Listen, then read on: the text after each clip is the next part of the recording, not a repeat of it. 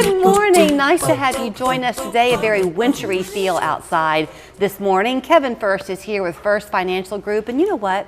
I wish I had a Santa Claus hat to put on you this morning because you didn't really come to talk money, although we will talk money, but you came to talk the emotion behind the money, which is for you gratitude, perfect for the season that we're in. Yeah, I think people tend to, especially this day and time, they compare themselves to their media friends or social media groups, and everybody's unique and different. And I really am not a big social media guy. We were having this conversation. And so I think you lose that that feeling of gratitude because sometimes we compare ourselves to other people, especially financially or where we're going and travel, and that's all tied together. And so I think you have to set, look into the new year, set goals for yourself that you want to do, and then when the year's over, which is where we're at now, look back and see, did you hit the goals that you wanted for yourself? So I quote you often. You don't know it, but I do. And this is, if you know me, you may have heard me say this phrase before.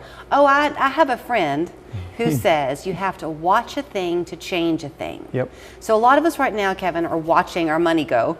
Right. With buying Christmas presents and that kind of thing. Right. Again, back to the gratitude. Yep. If you're buying out of love and because you really want to do this for the person you're buying for, that's a good buy. Right. If you're doing it out of obligation and what social media tells you to do, maybe that's a bad buy. I definitely think so. I think you have to just set parameters for yourself. And it feels maybe, on the initially it may feel stuffy, or I'm not, I need to spend this much, or I need to get this thing, whatever that thing is. And really, it's spending time together, making those memories to me that matter more. And so you have to try to find a way to do that and be grateful for where you're at. Right. To one person, $1 million seems unattainable, but you can be thankful at 100, 250, 300. You can be grateful along the way.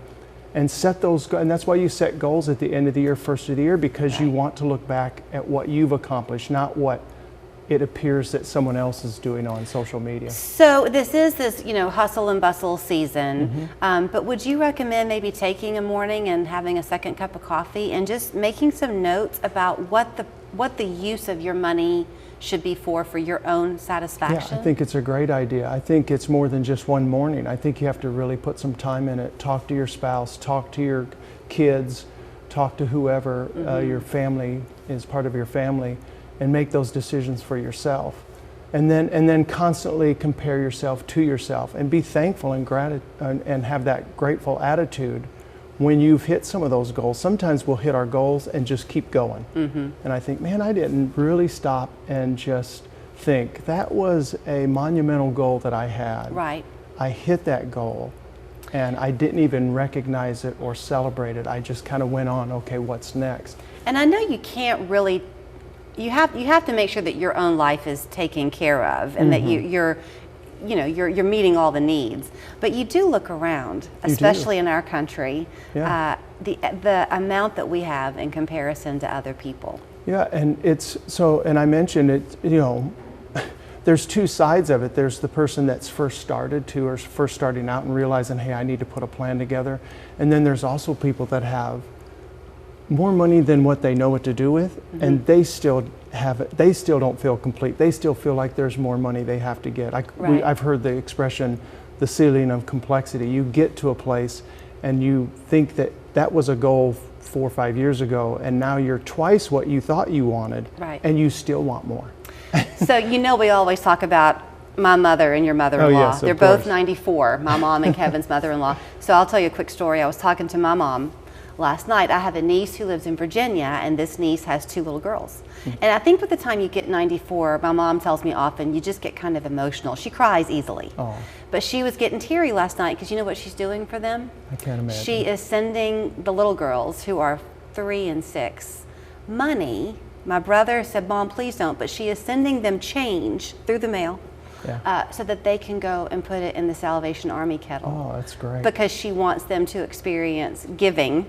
And it's a real strong memory for her as a little girl in the Depression, what those Salvation Army kettles meant. And that's what she wants to continue to do for now her great grandchildren. That's kind of the gratitude. Yeah, and it's also putting in, she's instilling in the grandchildren. That's her desire. A concept of being charitable, which I think is great. I do a similar thing with my grandkids. We have money meetings every time they come over. And so my job is to get quarters, nickels, dimes so that we can put it in their jar. In their little jar they have, you put the coin in and it counts it for them. Oh yeah. So we had a celebration not too long ago. We got to 100, everybody has $100 now. And so, but that's been going on for quite a while. A couple of years, maybe a year and a half, something like that. We've been putting pennies and dimes and nickels, so and now they've all got 100, and it was a big thing. They're really proud of it.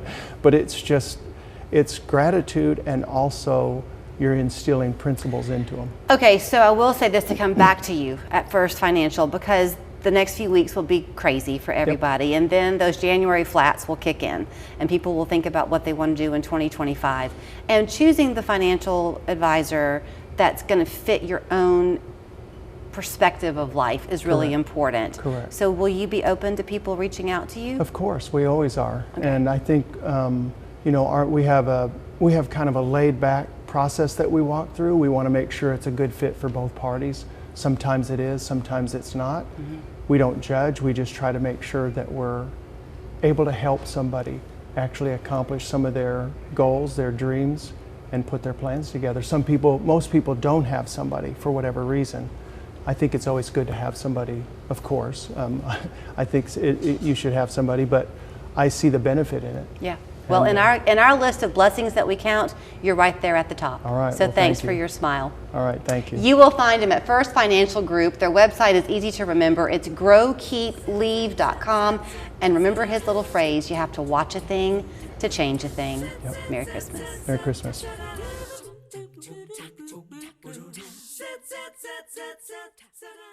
When it comes to your health, local matters.